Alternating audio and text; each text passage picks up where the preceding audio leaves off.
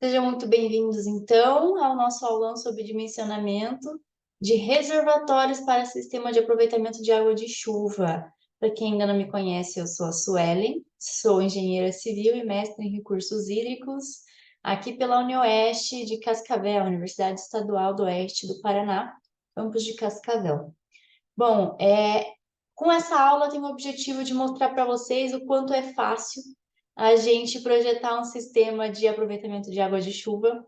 Eu quero dar uma visão geral sobre a parte de reservatórios em si, que é onde o pessoal normalmente tem mais dificuldade. E fico sempre à disposição para vocês trocarem ideias. Esse é o pontapé inicial para você começar a projetar sistemas eficientes que vão gerar economia para o teu cliente, que vão trazer uma estrelinha, um pontinho a mais na parte de sustentabilidade, que hoje vem sendo cada vez mais exigida dentro do mercado de trabalho, mais exigida para contratos e parcerias com multinacionais. Então, são sistemas que daqui para frente serão cada vez mais indispensáveis em todos os tipos de obras, além do fato de, claro, preservar os recursos hídricos e diminuir a conta de água potável do teu cliente. Então, é um sistema que só vem acrescentar e a gente consegue, para cada obra, projetar um sistema eficiente e que seja compatível com as necessidades daquele porte de obra, daquele uso. Então, a gente vai explanar um pouquinho para despertar em vocês essa curiosidade sobre os sistemas e para você se sentir seguro para começar a projetar. Então, vamos lá.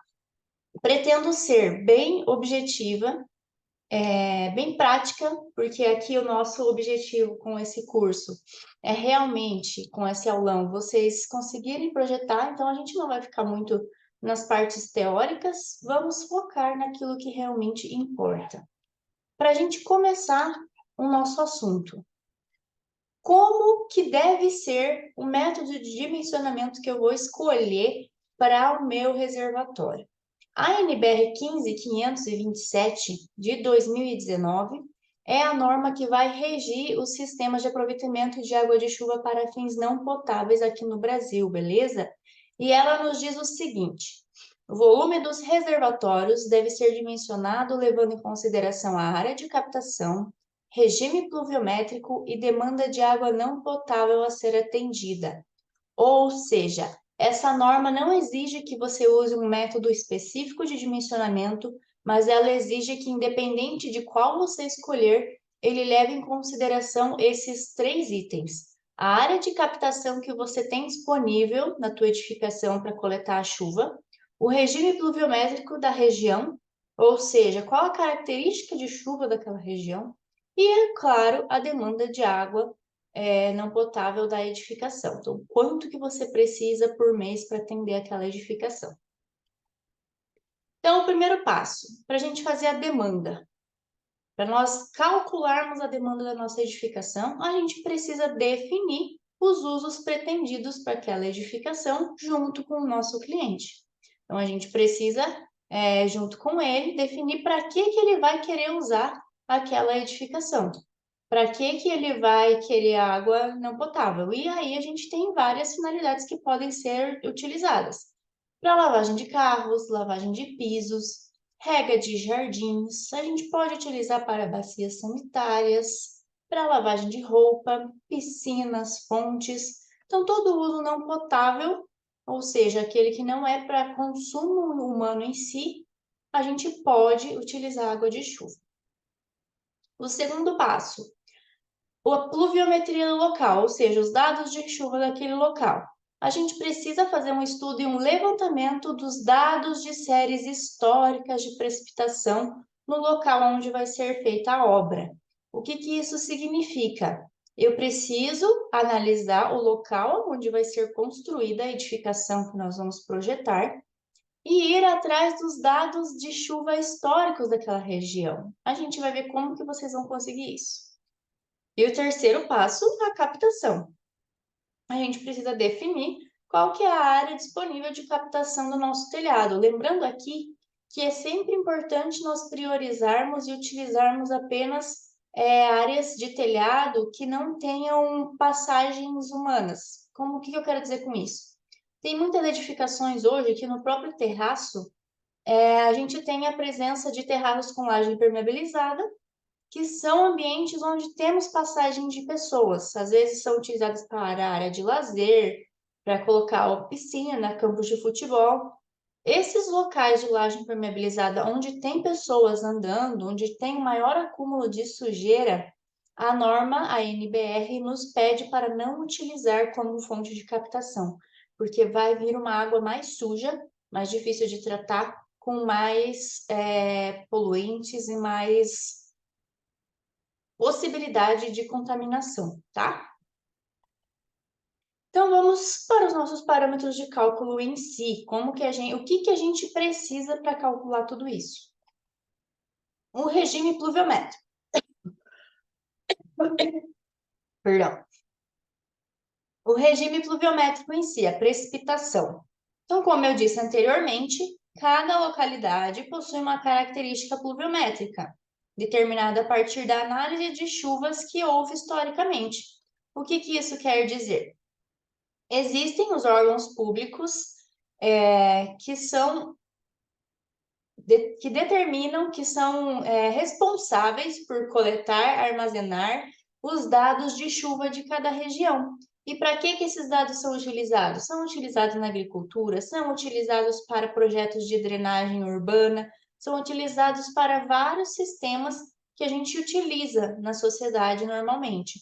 Então, em todas as localidades, mesmo que não seja exatamente na cidade que você está projetando, que às vezes pode ser uma cidade pequena, mas em alguma cidade vizinha você vai conseguir uma série histórica de chuva para utilizar no seu projeto, ou seja, um compilado de dados dos últimos anos, de 5, 10 até 30, 40 anos de chuva, que você vai conseguir ter as médias mensais de quanto que chove naquele local em cada mês.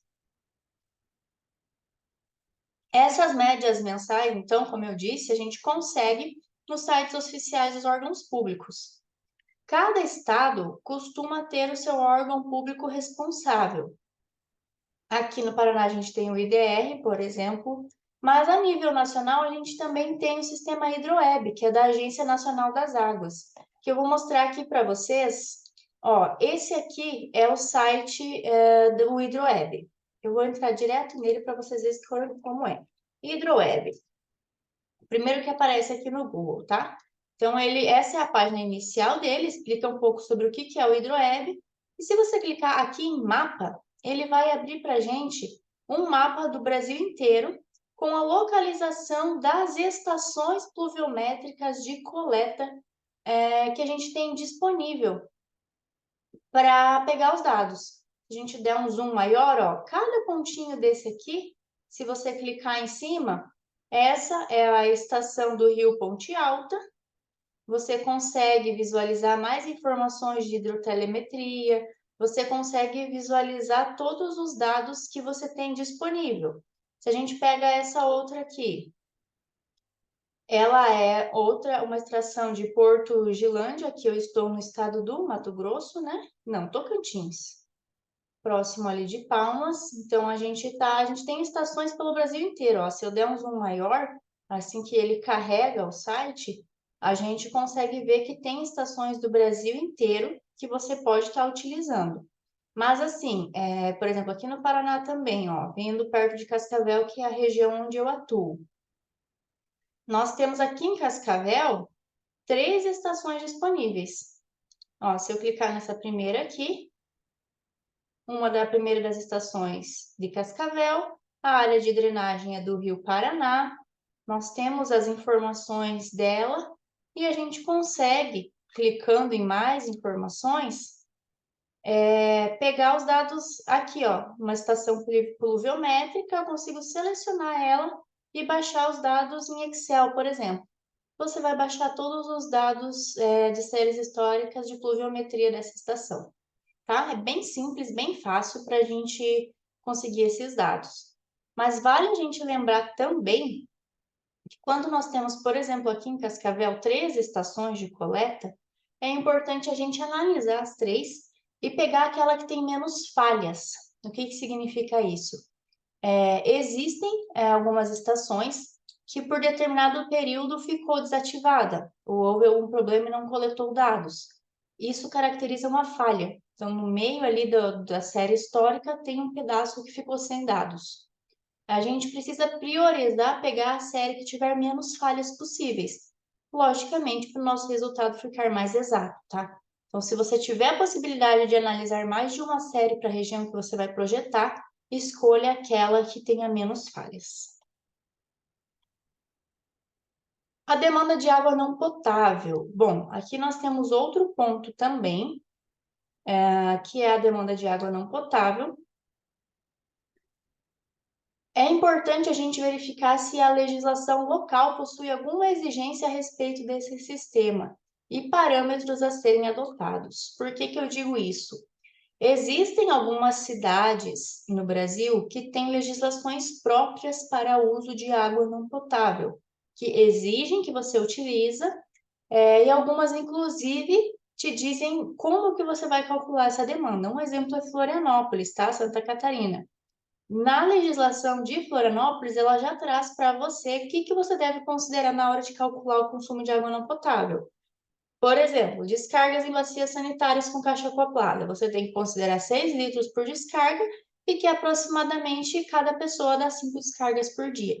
Desse jeito, você vai conseguir calcular a sua demanda de água não potável mensal. Agora, se você não tiver uma legislação local que te dê esses parâmetros, o que que você pode usar? Eu gosto muito de utilizar as recomendações da Associação Nacional para a Qualidade das Águas de Portugal. Por quê? Se você observar aqui de Florianópolis, essa é a única tabela que eles trazem na legislação. Eles não dividem, eles não separam se é uma edificação residencial ou comercial ou uma escola. E a gente sabe que no uso real existe diferença. Porque se é uma edificação residencial, a pessoa que fica ali, que mora ali, provavelmente vai utilizar mais vezes aquele aparelho sanitário. Agora, se é uma edificação, por exemplo, escolar, tenho 40 alunos estudando ali de manhã. Cada aluno não vai 5 vezes por dia no banheiro, né? A não ser que esteja com algum, ali naquele meio período com algum problema. Se você passa 4 horas na escola, você não vai no banheiro mais do que uma vez por hora. Então, essa consideração, essa legislação de Florianópolis não faz. Já essa aqui de Portugal, da NPq, ela faz, ó, ela separa em residências, edifícios de serviços e escolares. Então, aí ela já te dá o consumo médio diário por pessoa de acordo com cada tipo de edificação. Se a gente for comparar com o anterior, ó, está considerando que cada aluno dá uma descarga por dia na escola. Em edifícios de serviços, cada pessoa dá 2 descargas por dia. E em residências, 4 descargas por dia. Na minha opinião técnica, ele é uma estimativa bem mais realista. E como a nossa norma NBR não te obriga a utilizar um parâmetro de cálculo específico, você, como projetista, pode determinar, desde que seja considerando aqueles parâmetros que ela cita, eu costumo utilizar essa tabelinha, tá? Da NPq, para a gente calcular os valores de consumo. E nós temos também umas estimativas que são utilizadas nos estudos do Plínio Thomas, que são baseadas nas demandas que foram calculadas nos Estados Unidos, tá? Também é uma opção bem similar àquela primeira. Aqui a gente tem o número de descargas por pessoa por dia. Por exemplo, vai de 4 a 6, mais provável que seja 5. Volume de descarga, de 6,8 a 18, mais provável que seja 9. Esse volume de descarga aqui, ó, 18 litros por descarga, você pode esquecer esse volume, que é um volume que, se você já está projetando para ter uma otimização dos recursos hídricos, esse volume de 18 litros por descarga é praticamente inaceitável, porque é um volume muito alto, você vai estar consumindo muita água. Então, opte por aparelhos sanitários que tenham um controle de vazão que diminuam, tá, o consumo de água. Isso também é uma coisa que a gente precisa tomar cuidado. E existem hoje aquelas descargas duplas, né, que você tem a opção de número 1 e número 2. A de número 1 normalmente é 3 litros por descarga e a de número 2, 6 litros por descarga, que daí a gente vai entrar nas outras recomendações que tivemos aqui anteriormente, ó. 6 litros por descarga, tá?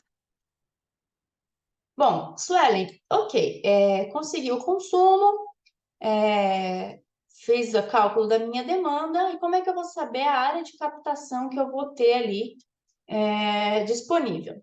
A nossa área de captação, seguindo as recomendações da NBR, ela é calculada como uma projeção horizontal da área de cobertura onde a água é captada. Então, você não considera a inclinação da captação em si, você olha a planta de cobertura e calcula a área que você tem ali em projeção horizontal, tá? Mas vale lembrar que você não é obrigado a coletar água da cobertura inteira. Você vai fazer o cálculo de vazão que você tem disponível para captação, e se, por exemplo, só uma água do telhado for suficiente, beleza, você usa só uma água do telhado para simplificar o seu sistema. Então, é aquela análise, dependendo da sua demanda, você vai precisar de mais ou menos água. Se a sua demanda for muito alta, você pode captar água do telhado inteiro. Se a sua demanda for um volume que apenas com meia água você consegue garantir aquele consumo, utiliza só metade e pronto, tá? Coeficiente de escoamento superficial.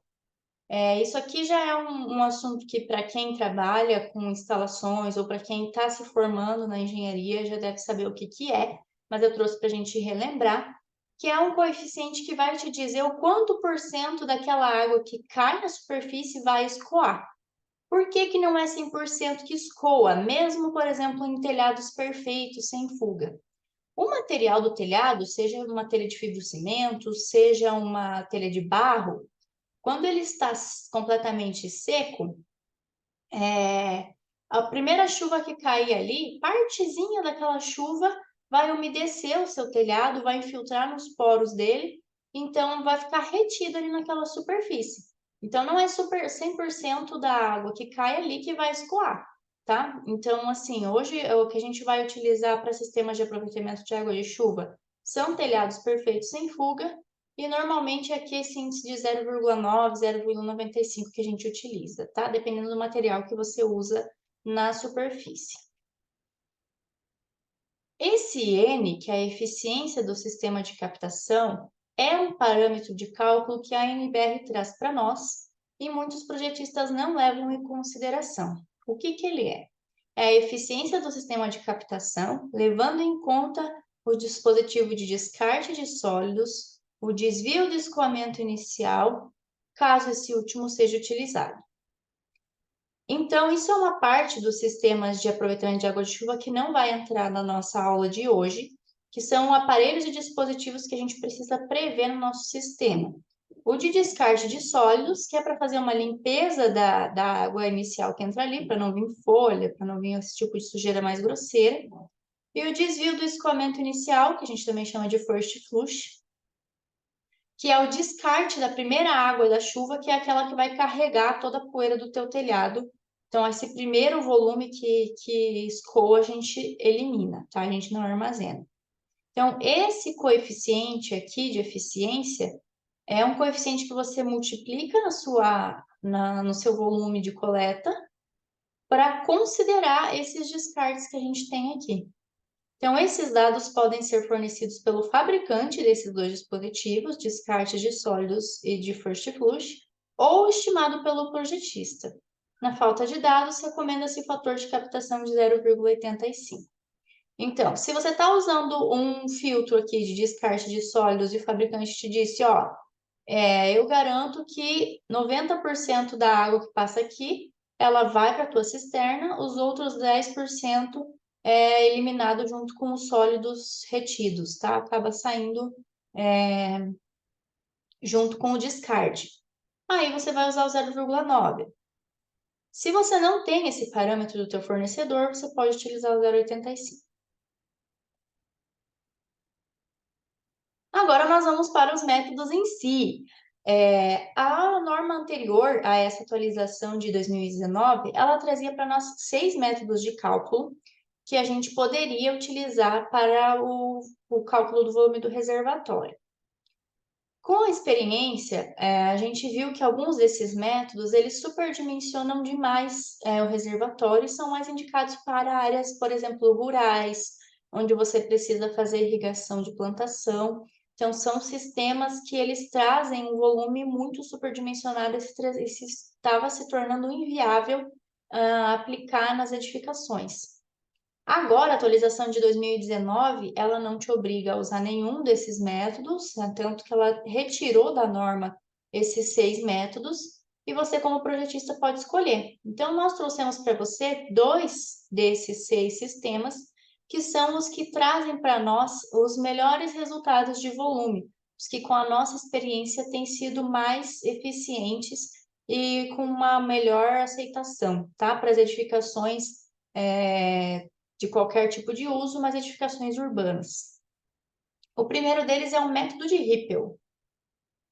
O método de Rippel utiliza séries históricas de precipitação mensal, sendo que o volume do reservatório representa o valor máximo necessário para suprir a demanda de água da edificação na época de maior seca. Ele é o mais utilizado em aproveitamento de água de chuva devido à sua simplicidade e facilidade de aplicação. Então, como que ele funciona? A fórmula geral para o método de Rippel é essa. A gente vai calcular o volume de chuva aproveitável em determinado tempo. Esse tempo normalmente é em um mês. Então, por exemplo, no mês 1, eu vou calcular o volume de água aproveitável que eu tenho. Como que vai ser esse cálculo? Eu vou considerar o coeficiente de escoamento superficial vezes a precipitação média de chuva naquele mês, vezes a minha área de captação disponível, vezes o coeficiente do sistema de captação, que é aqueles parâmetros que a gente acabou de ver. Então, multiplicando esses parâmetros, eu vou chegar no volume de água que eu tenho disponível naquele mês. Ok? Agora, a demanda de água que eu tenho é aquele cálculo que a gente fez anteriormente, de acordo com o uso que o teu cliente vai querer para cada edificação. E o volume no reservatório, o volume disponível no reservatório vai ser nada menos do que a demanda menos o volume de chuva aproveitável no tempo T. Então, para cada mês eu vou fazer esse cálculo para dizer o seguinte: no primeiro mês, por exemplo, a minha demanda foi menor do que o volume disponível, então sobrou água nesse mês. Ou seja, choveu o tanto que eu precisaria para o consumo do mês inteiro. No segundo mês, vamos supor que a minha demanda foi maior do que o que choveu. Então, aqui já vai ficar um resultado positivo e vai ser um volume que eu vou ter que ter armazenado do mês passado para suprir o que faltou aqui. Eu trouxe um exemplo prático para vocês conseguirem ver em forma de gráfico. Por exemplo, se no primeiro mês a demanda foi menor do que a chuva, eu não precisaria armazenar nada porque choveu o suficiente para o meu consumo. Se no mês 2 a minha demanda foi maior do que a minha chuva, essa diferença aqui que faltou, eu precisaria ter de volume de reserva lá do mês passado para suprir a minha demanda. Então, aqui já me traz um volume acumulado igual a esse primeiro volume. Se no mês 3 continuou se no mês 3 a minha demanda for menor do que a minha chuva, não preciso armazenar nada, então o volume do reservatório segue para suprir o mês 2. Se no mês 4 a minha demanda foi muito maior do que a minha chuva, eu precisaria armazenar toda essa diferença para suprir. Então, o meu volume do reservatório teria que ser toda essa diferença, mais aquela diferença que ainda está faltando no mês passado. Deu para entender a lógica? O método de Rippel, ele pega mês por mês, todos os meses que falta água para você suprir a sua demanda e vai somando todas essas parcelas para te dar o volume final do reservatório, que seria isso aqui. Então, os meses em que o volume de chuva foi maior do que o volume da demanda, você não precisaria armazenar nada. Os meses de chuva que a demanda foi maior do que o volume captado, você já tem aqui um déficit que você precisa armazenar. E o volume do seu reservatório é a soma de todos os valores que você precisa acumular para suprir a demanda anual, tá? Então, seria a somatória dessa terceira coluna aqui. Nessa planilhinha, eu tenho aqui os meses do ano, a precipitação média mensal de cada mês, a demanda mensal vai ser sempre a mesma, todo mês a edificação consome a mesma coisa. O volume de chuva captado, que depende aqui da precipitação, depende da área que a gente comentou de captação, o coeficiente de escoamento e o nosso Nzinho aqui, que é o coeficiente de aproveitamento, né? De eficiência do sistema. E o volume do reservatório, a diferença dos dois nos meses em que a demanda foi maior do que a chuva captada. Então, esse seria o método de Rippel. É claro que, assim, você como projetista precisa fazer uma análise. Vamos supor que todos os meses choveu mais do que a demanda mensal. Você vai ficar sem reserva nenhuma? O volume do seu reservatório por esse método, considerando isso, daria zero. Mas você não pode deixar a casa sem reservatório, porque você precisa começar a pensar não só mensalmente, mas diariamente. No mês inteiro vai chover mais do que a demanda, mas e se eu ficar uma semana com chuva e uma semana sem? Essa semana sem você não vai ter água? Aí você, como projetista, precisa pensar e determinar um volume mínimo para esse reservatório. Por exemplo, o volume para uma semana de consumo, ou um volume para 10 dias de consumo. Daí é você que define isso, tá? A norma também não exige nada de nós em relação a isso, mas você precisa definir isso como responsável técnico. Normalmente, quando isso acontece, a gente pega o volume de chuva mínimo para 10 dias de consumo. O segundo método é o método da simulação. O método da simulação consiste em um balanço hídrico a partir de volumes de reservatório pré-determinados. Ou seja, a gente fixa um volume e verifica o percentual de consumo que será atendido por ele. Por exemplo, já chego no começo e falo, eu vou determinar um volume de reservatório para 10 dias de consumo e vou ver quanto que ele atende. Essa seria a fórmula, então. O volume de água no reservatório vai ser igual ao volume de água aproveitável no mês, volume de chuva, mais o volume de água no reservatório no mês anterior, menos a demanda do mês atual. Olhando na nossa tabelinha, como que ficaria isso?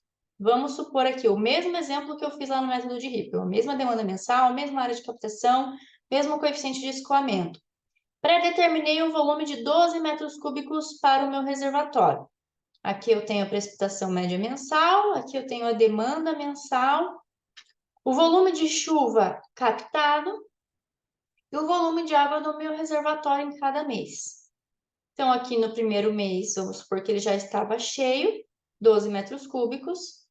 Todos os outros meses subsequentes, choveu mais do que o consumo, então ele continuou cheio. Chegou aqui em março, ó, chegamos em março, a minha demanda já foi maior do que o meu consumo. Então, diminuiu o volume disponível no meu reservatório, porque eu tive que usar aquela água que estava ali disponível. Em abril, também eu continuei com essa característica de que, não, aqui em abril, nesse caso, a minha demanda foi um pouco menor do que o volume, então eu reabasteci um pouco o meu reservatório, tá? Em maio também, choveu mais do que o meu consumo, pronto, agora meu reservatório está cheio de novo. Já em junho, julho, agosto e setembro, foram 4 meses de sequência em que choveu menos do que eu precisava, menos do que o meu consumo.